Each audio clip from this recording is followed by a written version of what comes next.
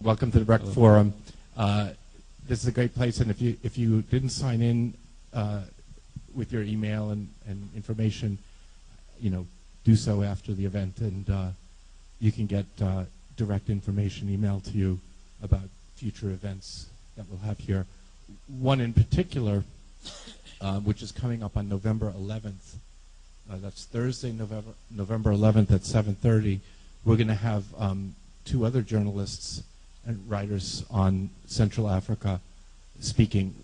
Robin Philpott from Montreal and Phil Taylor from Toronto are going to be here, and they're also going to talk about Rwanda and what happened in '94 and how what happened in '94 in many ways is still happening, and it's not like what you've heard in Hotel Rwanda. It's quite different, and it's important that people understand that and get the word out. So I hope you'll all be able to come to that as well. But anyway, tonight our guest is Keith Harmon Snow. He's a renowned journalist, and without further ado, let's welcome him. So thank you, Russell and Sheila Hamanaka Russell-Dale, who organized this and have been incredibly enthusiastic about trying to get me to talk here. Without their support and their cheering and organization, I wouldn't be here, because I just don't have the energy anymore to organize this sort of thing. And it's getting to the point where I'm not really having the energy to do these talks anymore. They take so much out of me. So tonight you're going to get a sort of an earful of information. And sometimes I don't know what to say at the very beginning, so I'll just say this is my perspective.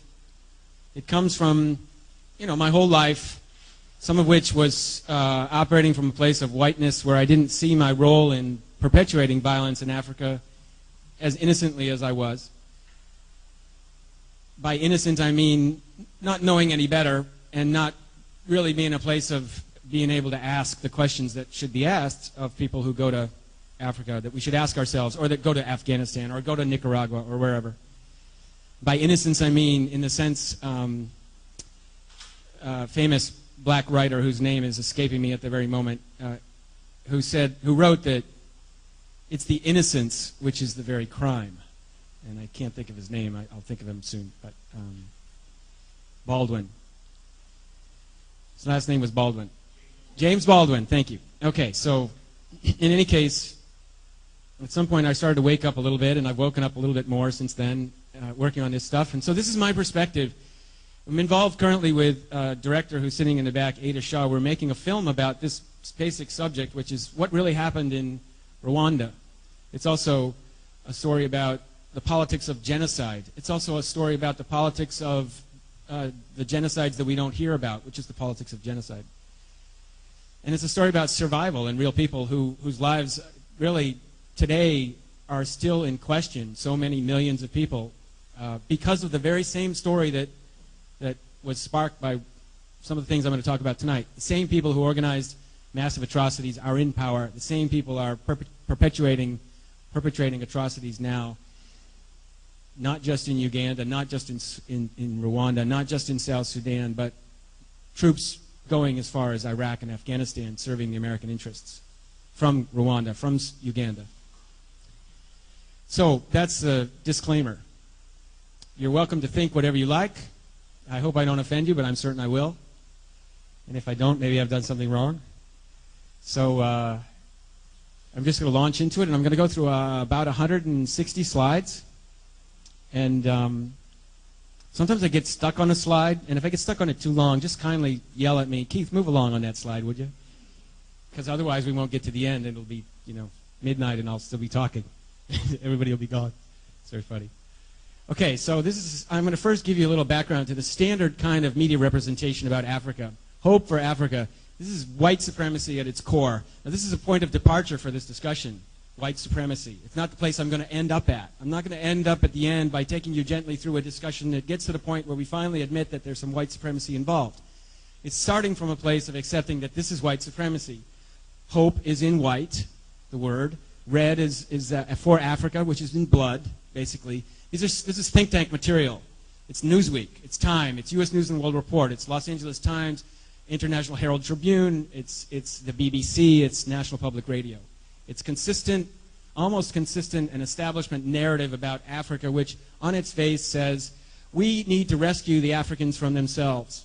We need to rescue them from the disease. We need to rescue them from the environment.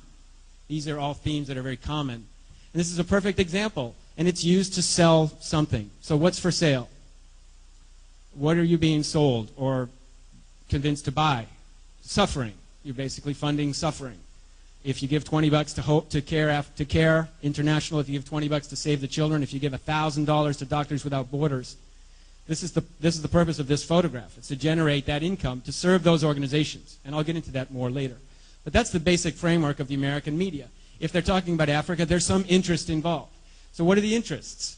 What's the interest in this photograph? Joshua Hammer, probably CIA, if you study his reportage. The Into Anarchy theme came up in 1994, precisely the same time as the so-called Rwandan genocide exploded into the American news. And the theme is that Africa is hopeless, it's tribal, it's anarchy, it's not to be understood, it's not systematic violence like you might find in Bosnia or Nicaragua, which is more described as systematic violence in a certain way. It's not systematic violence like in Iraq, it's anarchy, it's tribal, it's a bunch of kids dragging a guy off the thing and they got their guns, they don't even know how to handle them, and one guy's trying to handle 2 guns.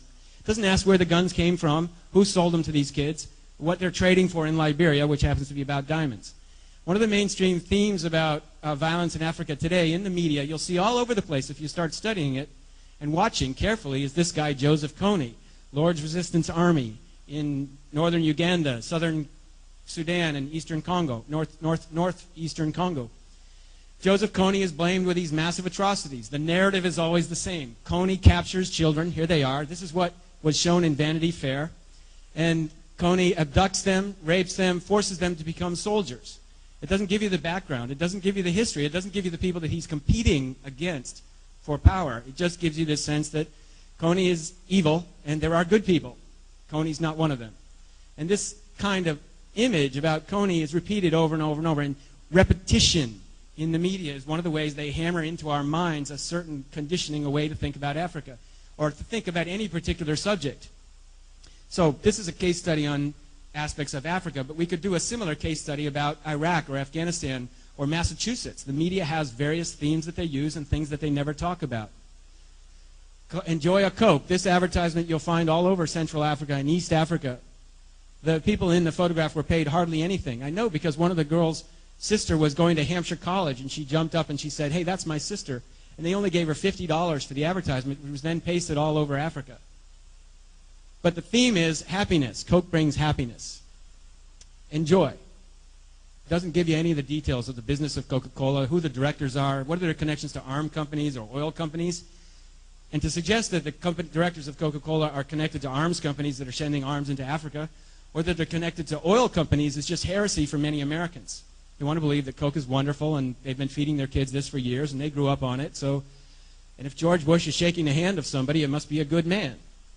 So deconstruct this image and you've got Africa in various states of collapse and various states of suffering and various states of ravaging. The different colors determine the extent of the ravaging, for example. On the left, you've got the heroes, the people who are going to change the situation by bringing pharmaceutical products to Africa and maybe Coca-Cola. And on the right, you've got the zombie. You've got the African suffering kid who, you know, the text is deadly toll. His eyes are rolling out of his head. You see that same image with the zombies in the King Kong movie. They're drooling, they're hairy, they're dirty, they're chanting, they're drumming, just like in Hotel Rwanda, the people waving the machetes. This is a zombie image. It's a kind of thing, and I hate questions in the middle of my presentation.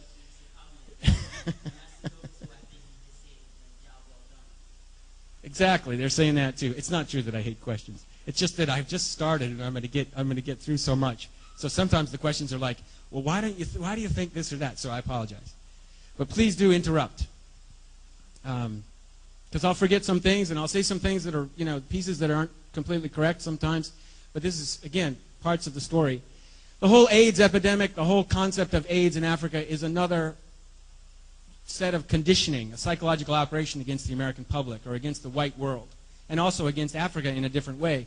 Because, for example, in Eastern Congo, or in Congo generally, the AIDS business is big, big money, billions of dollars. Bill Clinton's foundation works through the AIDS industry with Pfizer and Bristol-Myers Squibb and these other pharmaceutical corporations. But the AIDS is not killing more people in Uganda than anything else. What kills them in Uganda and Rwanda and Eastern Congo is poverty and hunger and malaria, yellow fever. Tuberculosis is one of the big killers in Eastern Congo. Not AIDS.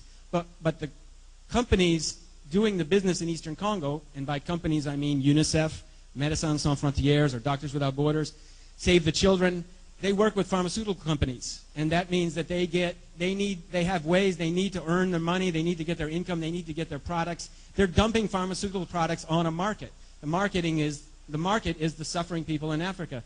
And in order to get money from pharmaceutical corporations, for example, they define all of the cases who come in with a certain level of sickness as AIDS, as HIV/AIDS. It doesn't matter if they have tuberculosis, malaria, or whatever. They define them as AIDS clients because it's a numbers game. The more people they prove have or say have AIDS, the more support they get from the so-called international community. And that could be through, for example, pharmaceutical products, or it could be through direct donations, or it could be through provision of vehicles through Toyota out of Japan and the so-called humanitarian sector connected to Japan. So there's all kinds of levels to break this down, but the bottom line is everything about this story is bullshit. Everything. There's a little piece of truth there and a little piece of truth here, but most of it is just absolute bullshit. Bono, the guy who did these concerts for Africa all those years, he actually came out public when